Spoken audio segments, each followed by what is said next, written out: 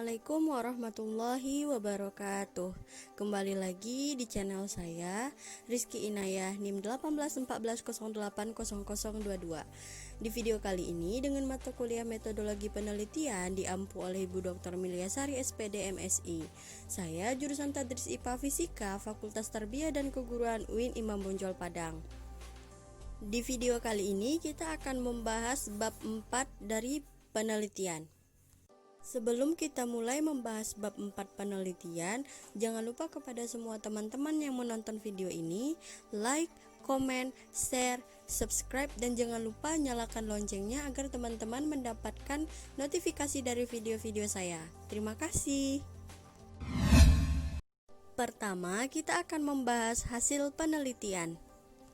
Hasil penelitian adalah proses pengaturan dan pengelompokan secara baik tentang informasi suatu kegiatan berdasarkan fakta melalui usaha pikiran peneliti dalam mengolah dan menganalisis objek atau topik penelitian secara sistematis dan objektif untuk memecahkan suatu permasalahan atau menguji suatu hipotesis sehingga terbentuk prinsip-prinsip umum atau teori.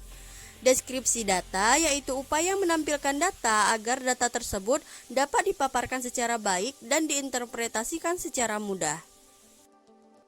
Hasil penelitian harus mencakup 5 hal berikut.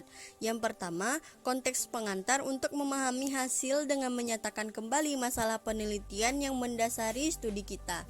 Ini berguna untuk mengarahkan kembali fokus pembaca ke penelitian setelah membaca ulasan literatur dan penjelasan kita tentang metode pengumpulan dan analisis data.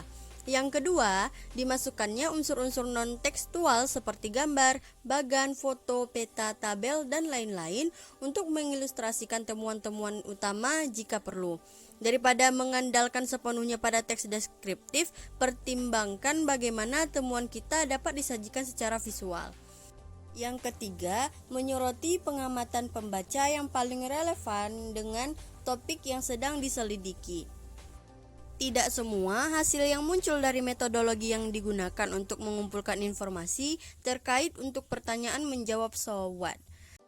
Yang keempat adalah panjang halaman bagian hasil tergantung pada jumlah dan tipe data yang akan dilaporkan. Namun, fokuslah pada temuan yang penting dan yang berkaitan untuk mengatasi masalah penelitian. Tidak jarang memiliki hasil yang tidak terduga yang tidak relevan untuk menjawab pertanyaan penelitian.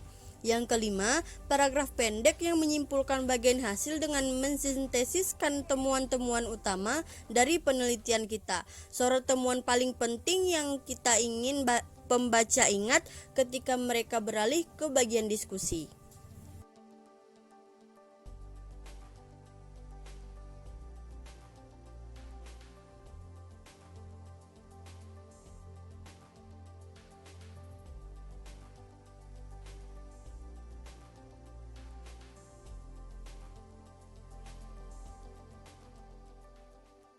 Cara menulis hasil penelitian. Yang pertama, sesuaikan dengan pedoman atau instruksi yang disediakan oleh jurnal atau penerbit yang kita tuju dan bacalah makalah penelitian yang telah diterbitkannya, terutama yang memiliki topik, metode, atau hasil yang serupa dengan penelitian kita. Yang kedua, pertimbangkan hasil penelitian kita sehubungan dengan persyaratan jurnal dan katalogkan hasil kita.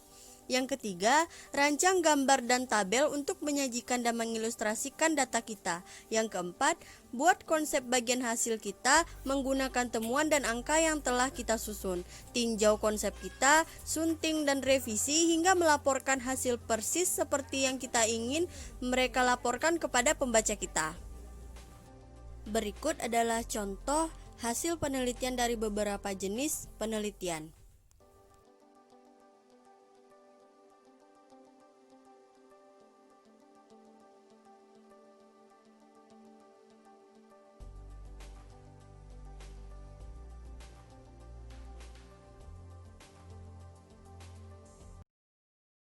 Selanjutnya kita akan membahas analisis data hasil penelitian. Analisis data adalah sebuah proses untuk memeriksa, membersihkan, mengubah, dan membuat pemodelan data dengan maksud untuk menemukan informasi yang bermanfaat sehingga dapat memberikan petunjuk bagi peneliti untuk mengambil keputusan terhadap pertanyaan-pertanyaan penelitian.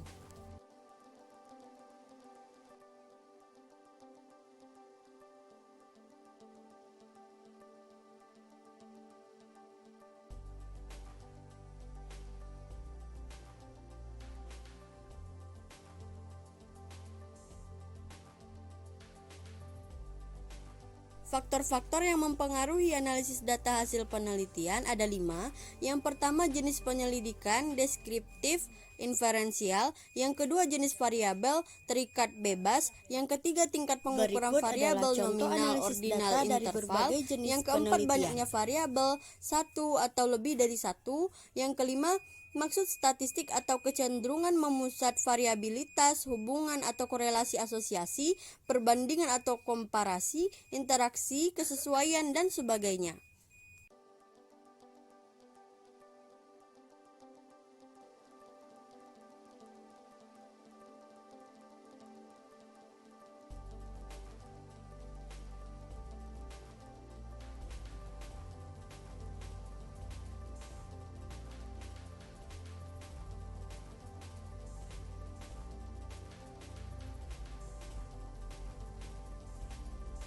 Selanjutnya adalah pembahasan penelitian.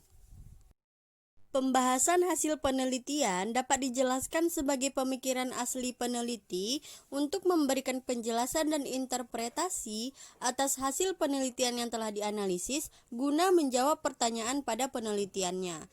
Fungsi pembahasan penelitian ini adalah untuk mengemukakan analisis data dan ulasan terhadap hasil penelitian yang diarahkan untuk mendapatkan kesimpulan untuk memenuhi tujuan penelitian. Aspek-aspek penyusunan pembahasan hasil penelitian ada 3. Yang pertama, aspek kajian teoritis. Salah satu tujuan peneliti melakukan penelitian adalah untuk memverifikasi teori. Artinya, peneliti ingin membuktikan apakah suatu teori tertentu berlaku atau dapat diamati pada objek penelitian tertentu. Yang kedua, aspek kajian empiris. Pembahasan hasil penelitian perlu juga dilakukan dengan cara merujuk pada kajian empiris yang telah dilakukan oleh peneliti terdahulu. Jika hasil penelitian konsisten dengan teori yang ada atau hipotesis penelitian terbukti, pembahasan dapat diarahkan untuk memberikan rujukan penelitian terdahulu yang sesuai dengan hasil penelitian. Yang ketiga adalah aspek implikasi hasil. Hasil penelitian, baik yang mampu membuktikan hipotesis maupun yang tidak, pada dasarnya mempunyai implikasi atau dampak atau konsekuensi bagi objek penelitian. Peneliti harus mendiskusikan hasil penelitian ini dalam konteks implikasi tersebut. Berikut adalah contoh pembahasan hasil penelitian dari berbagai jenis penelitian.